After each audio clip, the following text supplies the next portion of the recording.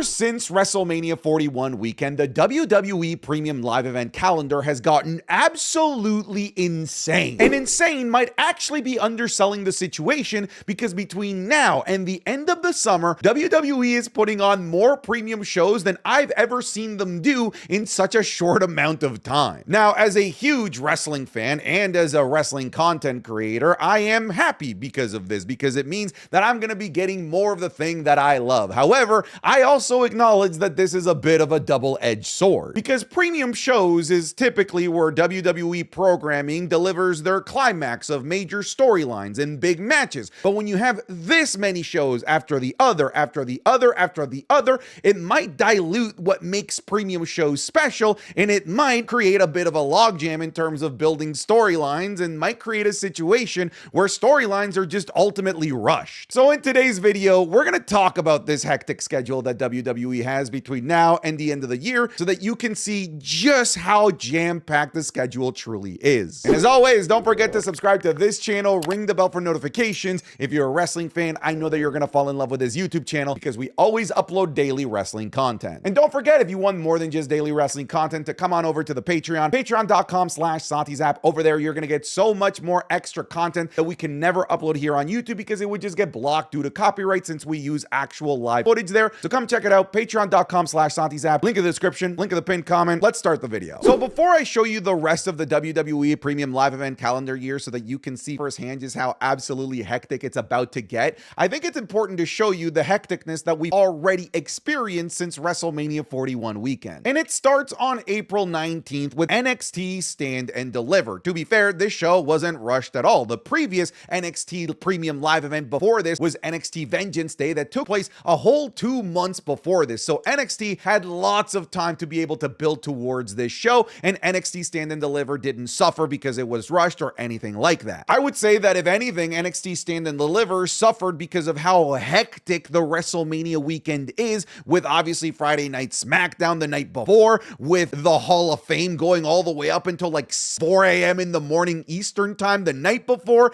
and then NXT Stand and Deliver having to be in the morning of the day of WrestleMania Night 1. But aside from that, the show was built very well, and the build to it wasn't rushed at all, because it had plenty of room to breathe in between NXT premium shows. The hecticness certainly continues on that same day with April 19th's WrestleMania 41 Night 1, but then it continues to the very next night, April 20th, with WrestleMania 41 Night 2. And just like NXT Stand and Deliver, I wouldn't say that WrestleMania suffered from a rush build, considering the previous WWE Premium Live Event was over a month before, with Elimination Chamber taking place on March 1st. If anything, many of us actually complained that there was too much time between Elimination Chamber and WrestleMania, which meant that many of the builds took way too long and felt artificially stretched. And it's funny that we were complaining that there was just too much time in between, because now many people are complaining that there's just not enough time in between to truly build to shows. And this is where things start to get a little bit nutty, because we go to May 10th, and that to me seems very, very fast to go to the very next WWE premium show off of the back of having WrestleMania 41 weekend being done and over with only 3 weeks beforehand. I will say, I do believe that 3 weeks is a perfectly fine amount of time. I do think that the perfect sweet spot where it gives you plenty of time to truly build to a great WWE premium show is 4 weeks, but 3 weeks is acceptable, and 3 weeks is what we got between WrestleMania 41 weekend and May 10th's Backlash. Backlash had 3 episodes of Raw and 3 episodes of SmackDown to build, and even though it had all of this time, Backlash still somehow felt very, very rushed, predominantly on the main event side of things, with John Cena and Randy Orton being the main event. The problem wasn't that there weren't enough dates and enough time between WrestleMania and Backlash. The problem was that we didn't have John Cena and Randy Orton interact enough between these shows to truly make this show feel like a fully fledged out storyline. So many people complained that Backlash was rushed, even though it had like a proper 3 weeks of time to be able to build to this show. But from here on out, folks, this is where it gets insane, because 2 weeks later, WWE would have another one of these super weekends where they take over an entire city for the entirety of the weekend, and it started on May 24th in Tampa Bay with Saturday night's main event, a show that only had 2 weeks, 2 episodes of Raw and 2 episodes episodes of SmackDown to properly build to, and because of it, it absolutely felt very, very rushed, especially once again the feud involving John Cena, where not only was the feud rushed, but his opponent in John Cena didn't even have an actual interaction in the build-up to this show. The other problem with the build-up, the only 2 weeks that they had to build towards Saturday night's main event, is that at the same time, WWE was handcuffed to having to build towards a future show that isn't too far removed after Saturday night's main event, that being Money in the Bank, which we'll talk about here in just a second. The weekend continued on May 25th, the Sunday, with NXT Battleground. I will say, just like the previous NXT Premium show, this didn't feel rushed because this actually had plenty of time between NXT Premium shows. The previous NXT Premium show being right before WrestleMania 41, so this actually had some decent amount of time to build its storylines and its matches, and it didn't suffer from it being rushed. Again, if anything, it suffered from just having too much wrestling on one weekend. It also didn't help NXT that this was during the same time as AEW's Double or Nothing, because as you're going to see in this video, not only is WWE jam-packing the rest of the summer with premium shows, but they're also trying to directly counter-program against AEW, which is obviously an attempt to try and draw eyeballs away from AEW programming, but it also puts NXT in a situation where fans of NXT and AEW have to now choose between the two shows, and we just simply have too much goddamn wrestling on one weekend. Which, is that a bad problem? Well, no, not necessarily. The real problem would be having no wrestling at all, but having too much wrestling certainly creates a bit of a divide amongst fans, and doesn't allow for an opportunity for fans to be able to digest all of the wrestling in a manner that isn't super rushed or after the fact, where you might actually be spoiled by social media. We then move to June 7th, and June 7th as a content creator is going to be a very, very long day for me. If you're keeping tabs of the calendar during this video, folks, you'll also see that this is also only 2 weeks between the weekend that had Saturday night's main event and Battleground and what we have here on June 7th with NXT / WWE / AAA Worlds Collide, which is happening in the morning of June 7th. Here's the thing with all of this, all right? Worlds Collide is a show that is severely suffering from being jam-packed between all of these shows because NXT couldn't really properly build towards Worlds Collide because they were busy building towards Battleground. WWE couldn't properly build to this because they were busy building towards Money in the Bank and Saturday night's main event, which means that WWE has just basically randomly just been announcing matches for Worlds Collide. Like, granted, like a couple of those matches are going to be bangers. Chad Gable versus Hijo del Vikingo might legitimately be the best match that WWE puts on in the year, but they can't really build towards any of these matches because they're just been so damn busy with all of the other shows that they've been putting on. So Worlds Collide is going to be built entirely by WWE and NXT in the span of a whole 2 weeks. But June 7th isn't done because on that very same day, later in the afternoon, we have Money in the Bank, one of WWE's biggest shows of the year. I'm a believer that Money in the Bank is one of the big four pay-per-views. I know that like traditionally it's Wrestlemania, Royal Rumble, Summerslam, and Survivor Series, but in my head canon, Money in the Bank has usurped Survivor Series as one of the four most important PLEs of the entire year. Even if it isn't a big four PLE, it's still a incredibly important PLE. Hell, WWE is announcing Money in the Bank to be in New Orleans a whole year in advance because they know that it's a big show, they know it's a revenue driver, and they know it's a show that fundamentally impacts WWE storylines for the rest of the year because of the Money in the Bank briefcase plot device. So if it's such an important show, tell me why it's being rushed, why it only has 2 weeks to properly build to it. I know that WWE started a little bit in advance in the lead up towards Saturday night's main event with qualifier matches. I mean, they kind of have to because they have to qualify 6 men and 6 women for the match, and that's going to take a while. But I feel like 2 weeks of pure focus on Money in the Bank is just not good enough. It's not long enough for a show of this caliber and this magnitude. And it's very apparent considering one of the biggest matches of the show was just basically out of thin air announced willy-nilly at Saturday night's main event between Logan Paul and John Cena teaming up with Cody Rhodes and Jey Uso. And if you ask me, that match is a complete crutch so that WWE doesn't have to rush a 2-week feud for either of their champions. They can just put on this big exhibition match and call it a night. And the only reason that they can get away with it is because Money in the Bank is what's called a gimmick pay-per-view. It's a gimmick in the sense that people are there to see the Money in the Bank ladder matches, so the rest of the other stuff tends to take a little bit of a back seat, so WWE can typically get away with some, I guess, less than stellar storytelling in the lead up to it. But this isn't just like less than stellar storytelling. This is like basically non-existent, throw it together hodgepodge last second. This is a show that certainly would have benefited from having far more lead up time, more episodes of Raw and SmackDown where it's the sole focus, where WWE isn't just juggling like both shows, Money in the Bank and Saturday Night's Main Event at the same time. This should have just been a sole focus for WWE for several weeks.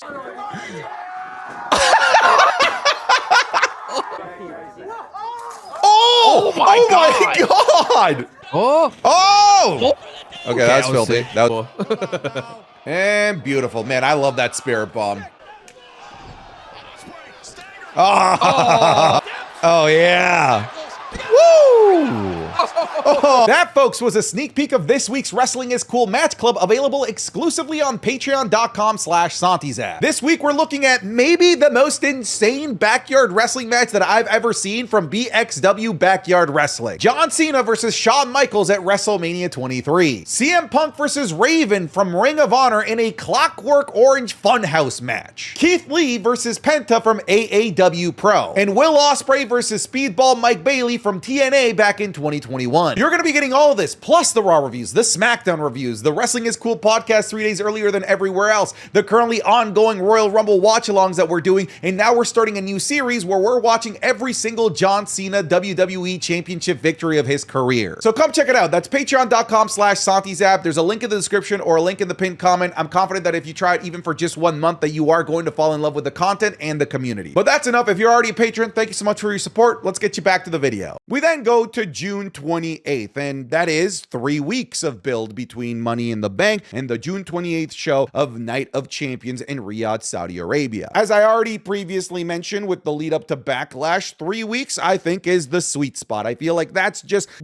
enough time to build coherent storylines, to build feuds and matches where people are going to get excited that don't feel in any way, shape, or form rushed, but it is like the cusp. It is the limit. I would say that with Night of Champions, WWE can actually get away with 3 weeks of build because just like Money in the Bank, this is actually a little bit of a gimmick PLE as well. The gimmick being that matches have championships on the line, pretty much all of them. So you're going to see the mid-card titles, world titles, maybe the tag titles all being defended on this show. But it would be nice if WWE can actually spend those 3 weeks building some good, coherent storylines that are going to matter so that this show and the matches ultimately don't end up feeling like just a big exhibition, which unfortunately is what tends to happen a lot of the times in Saudi Arabian shows. I hope that that's not the case here, and hopefully the 3 weeks of lead up time between Money in the Bank and this is enough to give us a show that isn't rushed. And maybe WWE will be better past Night of Champions. Maybe they'll give their shows a little bit more leeway.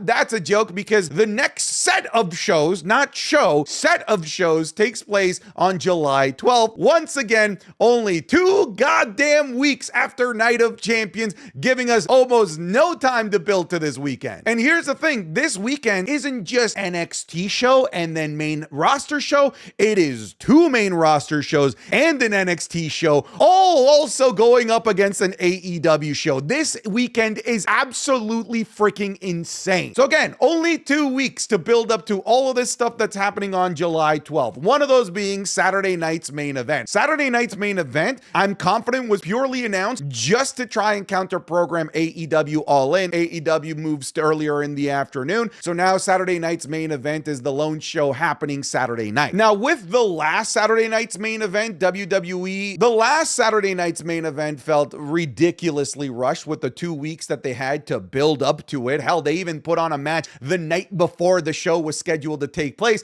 And I would not be surprised if we end up dealing with the same level of rush storylines and rush match cards being put together last second for this edition of Saturday night's main event as well. And And this weekend is going to be jam-packed, as I've already alluded to, because also on July 12th is going to be the Great American Bash. This is actually a little bit of a stretch. We don't actually know that it's on July 12th. All we know is that the Great American Bash will be on July 12th or 13th, and I'm assuming that they're moving this to early in the afternoon on the July 12th to directly go up against AEW All In. The date and time for Great American Bash has not been confirmed, but we know that it's taking place on this weekend. And I hope they're not going directly up against All In, dude, because that's just way too much to have to try and bounce between. And I would probably choose All In because that's AEW's biggest show of the year. And I don't think that the Great American Bash can put on a good enough show to take away my eyeballs from AEW's biggest, best show of the entire year. But I feel like that's really the only option because I doubt that they're going to put this show on a Sunday morning or a Sunday early afternoon. I think that they're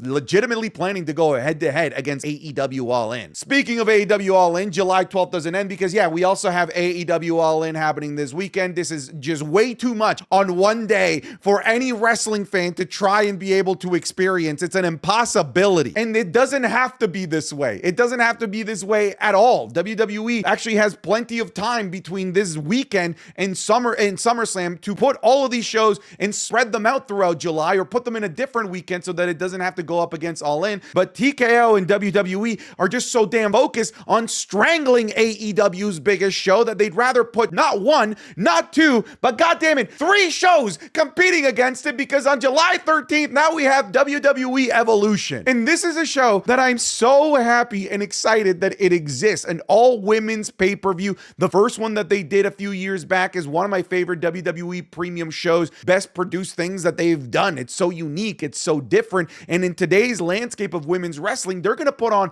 a hell of a show. It's just a shame that they're being forced to do it on a weekend where there's already 3 other wrestling shows to try and compete against. And by the Sunday, people are just going to be tired and they're going to want to maybe not have to watch wrestling for another 3 hours on the same day when they've already watched like 9 on the previous day. I don't get this decision. This is such a TKO thing now to just take over a city for a whole weekend and just, in my opinion, just do too damn much. So in between Night of Champions at the end of June and 2 weeks after, WWE is somehow trying to build up to American Bash, to Evolution, and Saturday night's main event. Something here has to crack. Something here is not going to end up being good because it's just too damn much to build towards with only 2 weeks between main roster shows. I'm sure you can hear my frustration.